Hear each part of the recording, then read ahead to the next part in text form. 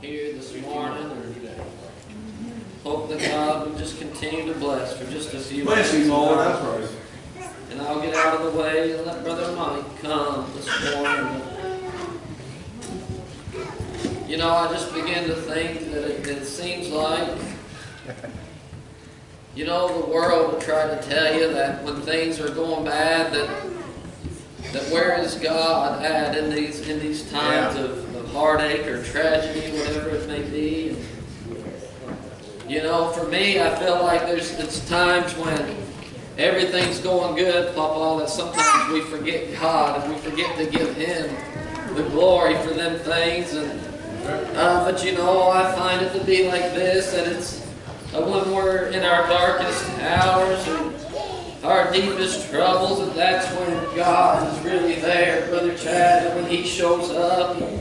You see, because the Bible says that when I'm weak, then am I strong. I'm telling you, because my God is stronger than anything that I'm going to have to face in this world. And He's already had to face it all, you see. Just like Big Mike said, my God, He'll never forsake you. He'll never leave you, but He'll be there with you everywhere that you go. He ain't going to leave you comfortless today. Why I'm telling you, sometimes even when his friend Lazarus had fallen sick, and everybody tried to tell him, Lord, you got to go back and heal him. And Jesus just stayed right where He was. You see, He had a plan, brother, and He just stayed right where He was. And then He told His disciples there, He said, Lazarus is sleeping. He said, we need to go back so that I can wake him up. And they just told Him, said, Lord, why is he sleeping? Let him rest. He's doing well. And why? And He told them plainly that Lazarus is dead. And I'm glad that I was not there. Why? That you may believe on the Son of God. Why? And they went back. Why? And here comes one of His sisters. Why? They come running at Him. Lord, Lord, why? If you'd been here, my brother, he wouldn't have died. Why? But they told him. All right, he looked at her and said, where have you laid him? Why? They started to think he was a little bit crazy. Lord, he's been laying there 4 days.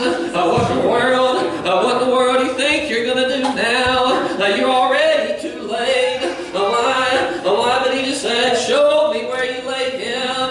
Why? They took him over there, right where they had laid Lazarus down. Why? And He said, now roll away the stone. Why? And He just looking in there. Why? He didn't have to do too much. All He had to do was speak to him. Why? I'm telling you, there's power in His voice today. Why? Who do you think it was? Moses was leading the people out. Why? They had a great enemy behind them, and they had a great sea in front of them, nowhere to turn. Who do you think it was that spoke to the waters and told them to part right there? I'm telling you, there's power in my Lord's voice today. Why? And He can do the same thing for you. No matter what storms are in your life, why? He can speak to them and He'll stop like that. But all He did was call out, oh, Lazarus, why? Get up, son. And here He come. He walked right out of there. He said, loose him and let him go. Why? No doubt. And they were all amazed there. And they thought He was too late, didn't they? Brethren, but why? He was right on time. Why? And that's not the only example here. Why? That we can read about. Why? Even after my Lord hung on the cross and why was laid in the grave, even after that, my brother, things begin. They look bad again. Sometimes, why? When we look up to somebody, maybe somebody in your life, why? They pass away, and you begin to think, what am I going to do now? Well, Jesus, he was the one we was all looking up to. And they took him and they killed him right in front of them, and they stretched him out on that cross. After they had beat him there, why they pierced him in the side, put the crown of thorns upon his head, why, and then they took his body down when he had died and laid him in the grave. No doubt all the people here are now facing their darkest hours, thinking, well, who are we going to put our faith in now? Where does our hope lie? We got nobody to look to now. And you know, there was two of them walking down a little road, and they were talking one with another. These two men, they were awful sad, Papa. They lost their leader there, but thank God there come a man walking with them, and he began to talk with them. Why are you so sad? Why? And they told him, and they thought he was crazy again. Why, don't you know what's happened here in our land? Why they took her? Why the one? Why that was going to save us all? Why they cut him down, and now he's dead, and we don't know what we're going to do.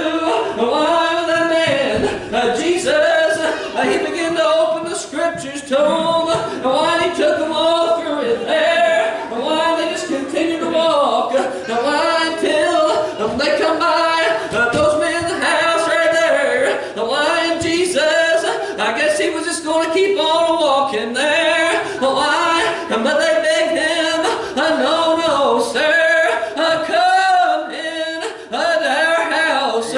Come in here. Why? And eat with us. I'm telling you today, why? You need to invite him in to your house today.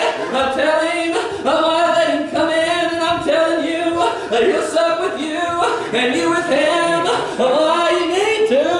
If you don't have him, you need him today. But why he went in there? Why just right there with them? Why, you know what? These two men, the whole time that they talked with him, the Bible says that they couldn't see him. They couldn't see him for who he was. Brother Chad, almost like they was blinded or something. They couldn't tell who he was. I'm telling you, there was a time in my life when the world had me blinded by everything that's going on, trying to keep my eyes away from Jesus. But these two men, they couldn't see him. And then when they get ready to eat, and Jesus took the food right there, and he held it up, and he began to bless it right in front of them. And the Bible says that their eyes were open just like that. That's right. And he vanished right out of their sight. And right then they know who he was. But I'm also glad that there come a time in my life that my eyes were open. Amen, and I know that I needed a Savior. Amen. And I needed Jesus for myself. And I'm glad, you know what, he was there for them men, no doubt. Why they were strengthened when he left there, and they felt we got a hope still. I'm telling you today, no matter what life brings at you, it's going to tear you down. It's going to bring you down to those points. You need, what are you putting your hope in today? I'm telling you, put it in a man. That'll give you hope.